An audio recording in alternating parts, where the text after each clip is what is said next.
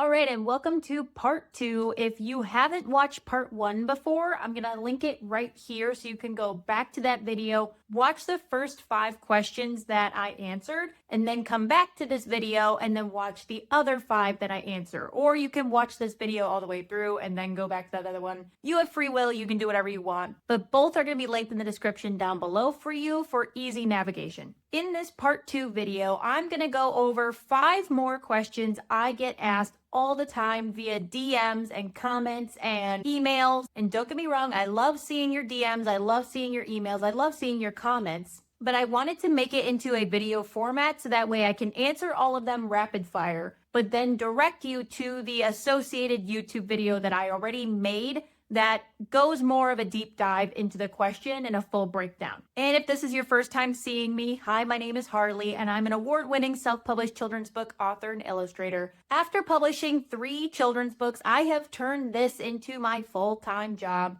by not completely relying on ads or just book sales. And if that sounds like something you want to do in the future, go ahead and click subscribe down below so you don't miss a new video. All right, so question 6, and this question I would get all the time because barely anybody that I've seen as a children's book author has these. And that is, where do I get my custom plushie made and how much it costs me to make this plushie? So this plushie, this is the second prototype that I got made by my manufacturer. The manufacturer is in California, but the factory is based in China. And I found them online, and honestly, I'm very happy with how my plushie turned out. It's worldwide safety tested. It is high quality. It's really, really soft. You can't really tell, but like, I love how this plushie came out. But this is the second version. The first version didn't exactly turn out how I wanted it to, but the second one turned out great, and I ordered 1,000 plushies, and now I have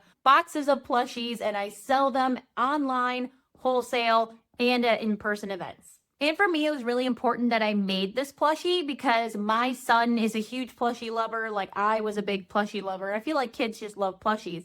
And if we want to turn young readers into devoted bookworms, we need to make the reading experience more fun. So I made a plushie to make the books more fun and for my character to be a little bit more memorable to them.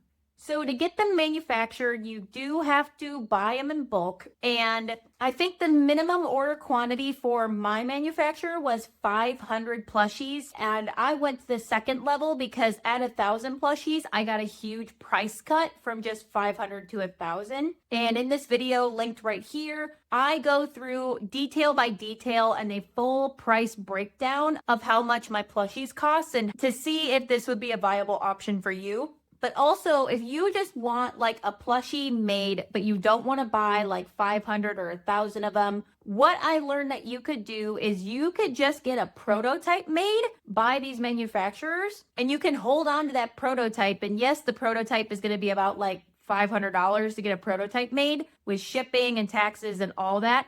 But then you have it for book signing events, for book reading, school visits, library visits, markets, etc. So you could always go that route, and then you could always reach out to the manufacturer again, if you want to order in bulk. That's what I did for a little bit before I was ready to sell them in person and online. I really like my plushies too because I bundle them with my books as a book and plushie bundle discount. So a lot of people will buy the plushie as well as the book if they see that there's a 20% discount. So that's really cool. But yeah, if you want the full step-by-step cost detailed breakdown, I'm going to have that video linked in the description below. All right, and then question number 7, and this is related to the plushie manufacturing, but where I got my enamel pins manufactured. So you may not know this, I actually have enamel pins that I made for my books, and I think they turned out really, really cute. I basically sell them at in-person events only. I have them listed on my online store, but I don't sell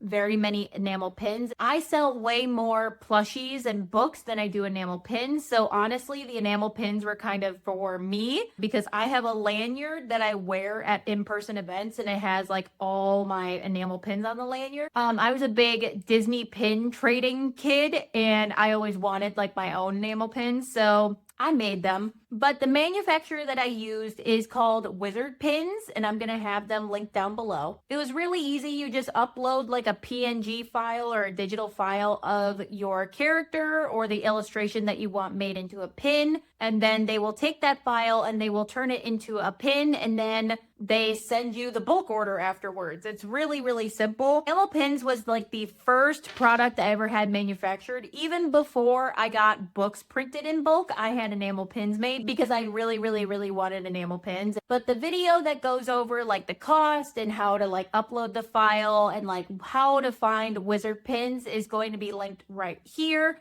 And if you don't want to watch that video right now, it'll be linked in the description below. Then this next question is question 8. How do you get books into stores? So there are a few ways that you can do this, but I know of like one way to do this, and probably the most effective way to do this, is to do personal outreach yourself. So that means if you go into the store in person, if you send them an email, you send them a DM, you personally reaching out to the store and asking if they would be interested in stocking your books is gonna be the best way to do it. Then there are like other things that you need to set up too. Like if you want to set up a wholesale channel, you can. I use a platform called Faire, F-A-I-R-E.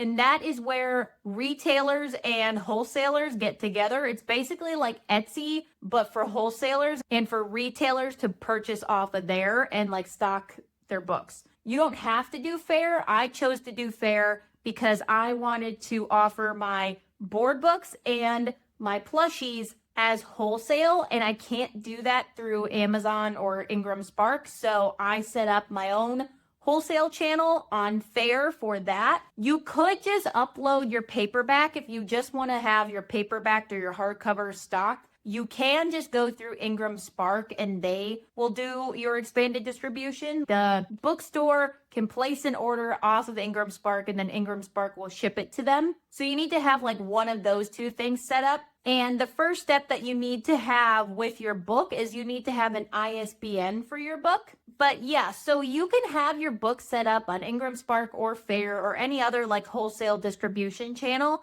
But most of the time, people are not going to find your books until you actually reach out to them yourself. So that is why personal outreach is the best way to go to get it stocked. And if you want to watch the full video on how to get your books into stores, I'll have that linked right here as well as in the description below. And then question 9 actually piggybacks off of like what I already talked about, and that is, what is an ISBN? An ISBN is an international standardized book number, so it's basically a social security number for each format of your book.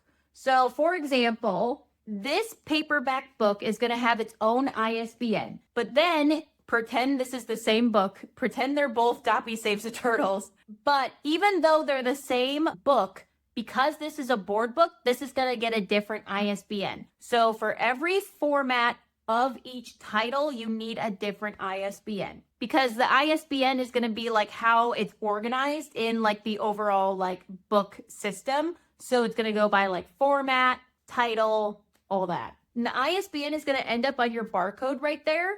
So if you're using the free Amazon KDP ISBN, retailers aren't going to want that, especially not like book retailers, because they're going to use your barcode to scan. They're going to want to be able to like organize their inventory and their system better. But what you could do is like, if you don't have an ISBN for one book, you can always sell that one book with the free Amazon KDP ISBN in person, like at markets and events, if you want a different way of selling that and you made the mistake of not getting an ISBN. And where to go to get an ISBN is through a website called Bowker, BOWKER.com. In America, that is where we buy our ISBNs. It is the only place that you can buy an ISBN in America. So if you're in a different country outside of the United States, Google it and find your ISBN source, because there's going to be only like one per country, I believe, but I know there's only one in America, and that is Bowker.com. And the full breakdown for the ISBNs and like how much they cost and where to get them, all that good stuff is going to be linked right here as well as in the description below. All right, and then question 10 is a doozy, and basically why I started this YouTube channel in the first place, and that is, how do you market your children's book? I made an entire YouTube channel talking about children's book marketing because nobody talks about it. There are so many people on YouTube that say if you publish a children's book on Amazon KDP, that you're going to make $300 a day and blah, blah, blah, and that's it. And they're so far from the truth. Like, that is such a lie. If you only know that it's a lie until you do it, so they get people from like newbies being gullible. If you want to sell your book, you do have to market your book. And I think that is like a big thing that a lot of authors really hate coming to the conclusion of. It's a lot of work. You have to put in a lot of reps. You have to get really good at it. You have to create content. You have to put yourself out there. You have to face rejection. You have to do all that. Believe me, I get it. It's a huge learning curve. There are like 3 simple steps that like I can share with you right now. And that is step 1, start building a social media presence. Now, I know that sounds awful, but you really don't need to go as all in as like maybe I'm doing. Like, this is my full-time job, so this is what I do. So if you can only post like 2 to 3 times a week, that is fine. If you would rather do Facebook over Instagram, that is fine. If you would rather do Pinterest over Facebook and Instagram, that is fine. If you don't want to show your face, you don't have to. Do I encourage it? Yes, I do. But you don't have to. You can market your book however you want. Or even if you wanted to start a blog, that might be even better for like an author and you like to write and writing is your passion. Start a blog. You don't need to do the Instagram, Facebook, Pinterest, TikTok, YouTube stuff. So start building a social media presence and do it sustainably and don't put too much pressure on yourself. And then step 2 is having a lead magnet.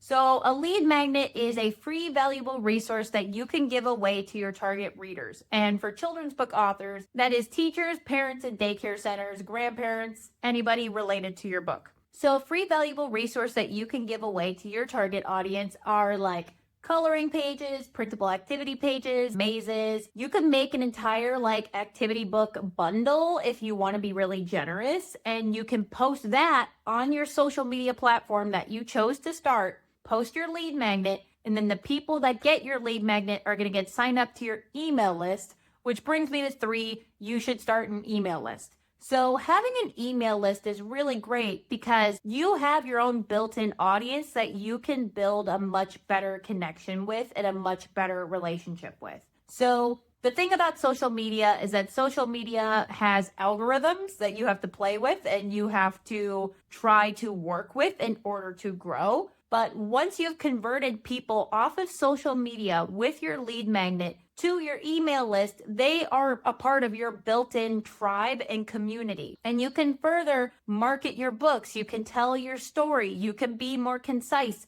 And you get delivered straight to their inbox. You're not playing with an algorithm. There are no gatekeepers with email lists. So those are my top 3 tips of how to start marketing your book. But if you want more in-depth videos on children's book marketing, I'm going to link a playlist right here for you. And that will also be linked in the video description down below. Now, I know I went through a lot of different topics and I redirected you to a lot of different videos, but I want you to know that even though there are going to be bumps in the road and you're going to have questions time and time again, you can get through it. And I know you can get through it. And this channel is here to help you. Like, I created this channel because I didn't have a channel like this when I started 3.5 years ago. So if you want to make sure you don't miss a new video, go ahead and hit like on that video and also hit subscribe so you don't miss a new video. Also in the description, I have a bunch of free resources for you. I have a free marketing guide. That one's a really good one.